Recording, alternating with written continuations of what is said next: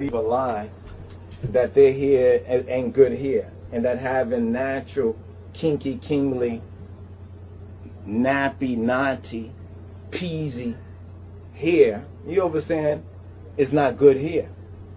You know, it's not. That's a lie. That's a lie from the pit of hell. You understand? And we rebuke Satan. We rebuke the devil. The devil's a liar, and so the devil has been spreading this lie about our hair. And this has been messing up a lot of black folks' heads, especially a lot of the black women. You know, I mean, the secret is already out. The genie is already out of the bottle, as they say. You know, so we have to deal with it. I don't know if the genie can be put back in the bottle, you understand, but since the genie is already out of the bottle, let's just deal with the reality of it.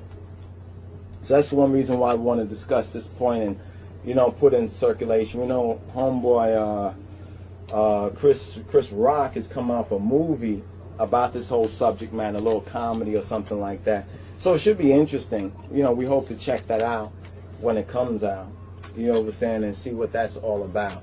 You know, but the metaphors and the parallels about this whole subject matter, like we touched a little bit earlier, just a couple of moments ago, we talked about the comparison of the naughty or the nappy hair or the woolly hair. You know how God says that the goat's on his left side, which is the cursed side or the non-blessed side, and how the sheep are on his right hand. How in Revelation it says that Jesus Christ has like wool. He's a lamb and he has hair like wool. Then in the book of Daniel, in the Old Testament, it says the same thing concerning the Ancient of Days, not speaking of the Son, but speaking of the Father.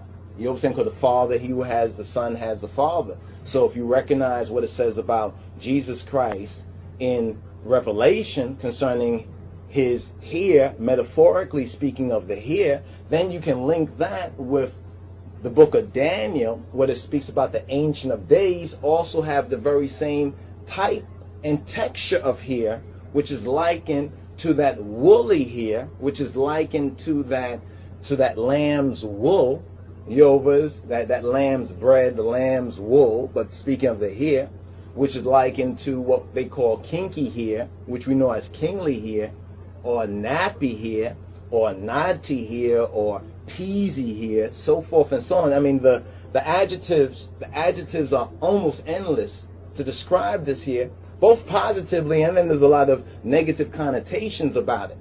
But not being deceived, like Eve was. Remember, Eve was deceived by the serpent, and Adam just stood next to her, and he also ate of that. Now, if we look at the whole Garden of Eden thing, the Geneta Eden, the Misale, the seminal work, you understand the metaphor of the Geneta Eden, of the Garden of Eden. The interesting thing that we can find, just even concerning the issue of hair, and good hair, and black hair, and nappy hair, and naughty hair, and kinky, kingly hair, right?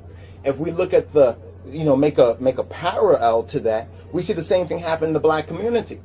Because mainly, it's the woman, a lot of the black females who have been deceived from being very small, very young, by their mothers and by their aunties and other women around them who also have been deceived. So it's like a self-perpetrating deception. A self-perpetrating deception. And the men, the black men, basically stand next to them, and many of them too get deceived too. And they take of this type of metaphorical tree and also perm their heads too. You understand? Or they get like the Jerry curls. And been there, done that. Get the Jerry curls or the perms and so forth and so on to their hair as well. They don't speak out. But now where does the woman get this? Go back to the garden, the Geneta Eden. You understand? The woman, according to Hawa or Eve, she listened to the subtle serpent. She listened to the serpent. You understand? Who was more clever, subtle, who was a deceptor, was a Decepticon in the garden, was a liar. She listened to the serpent. The serpent deceived her. She was beguiled. She was tricked. So a lot of black women getting these perms and weaves and everything else and feeling they look better and they feel feelings. The same thing that happened to Eve. After she looked at the tree, you understand, after she was deceived, she looked at it and in her own eyes. The key thing about the Geneta Eden parable, in her own eyes. You understand? It's like the Bible says, there's a way that seems right to a man, to a human being, but the end thereof leadeth to death. The end thereof is death. You understand? And the interesting thing about the whole perm, weave, and all of that, you know, all that's messing up the people's heads, the women's heads and black people's heads and everything like that. The interesting thing about that, if you look at the perm, the creamy crack box or carton, you understand? If you look at the box that it comes in, it says that women who are pregnant, notice what it says. It says like pregnant women should not deal with this. But then if you look at pregnant women's heads, women who are pregnant, they begin their hair permed as well. They don't even read the instructions on the box. The instruction on the box even states that women who are pregnant should not continue getting their hairs processed and permed. They should get off the crazy, the creamy crack for a moment. They should leave it alone. Now you have to ask yourself, well, why is that? Why is it that if a woman is pregnant, she should be careful and avoid perming her head? Is there a danger to her unborn child? Could they tell you that the perm doesn't do it's not harmful? But if we will compare modern day black women, you understand, if we really do a real comparison to their mothers and mothers' mothers, I mean, let's go to the quality of people. You understand? And don't worry, sisters. We're going to touch on black men because black men are not exempt from this. It's not we're beating up on women. A lot of women be, oh, you woman hating, you hating on the woman because now black woman, I got this. See, these are crazy. These are the crackheads. These are the crackheads. Their heads have been cracked because if you know about the perm and everything, it cracks your head. It does that. You understand? It cracks your head. I'm not just talking about the skin and the epidermal layers and the burns and other stuff like that, but it cracks your mentality. You become different than who God created you. You're no longer in God's creation. You understand? You are rejecting God's creation. You're not working with God's. You are extremely, extremely and dangerously altering the workmanship of God. The handiwork of God. You are destroying his creation. You understand? And it's interesting that this is done at the head. Like if a person's head is not right, you can always tell for a lot of Negroes. You understand what they get up there on top. This doesn't mean that some people who have perms, don't have some sense. They don't think that. But the people who have these perms, who are mature enough, will even admit, you understand, that there's something wrong, and they're like a addict. An addict knows I got a problem. You understand? I need some help. They may not know where to go for help, but they recognize that something's wrong. I know this is not right.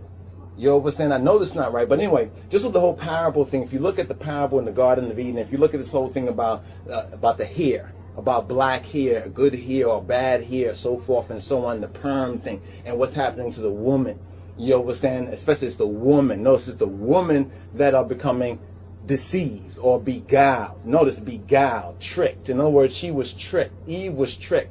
But now here's where we jump on the niggas now. Here's where we jump on black men. The black man is standing there and he doesn't say nothing. Basically, he also eats off of that same tree. And if you go back to like the 20s and the 30s, you see the same thing going on with the Marcel.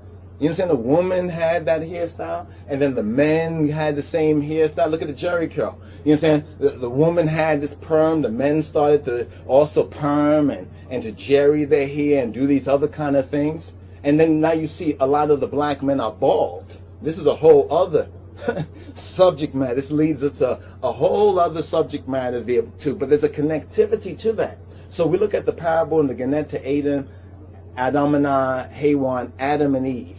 You understand the trick, the beguiling, the deception there. How the black man Adam lost his headship, lost his rulership, because instead of defending his woman, you understand, even instead of confronting her, say, woman, what are you doing?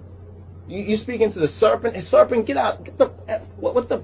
Instead of doing anything, he just stood around. It wasn't like he was somewhere else. The Bible says that she turned to the man, her husband that was with her, her husband, and she's doing all the talking. She's doing all the reason, doing all the talking. Doesn't it sound a lot like How to Make a Slave? Aren't these facts? You understand? Don't we hold these truths self-evident?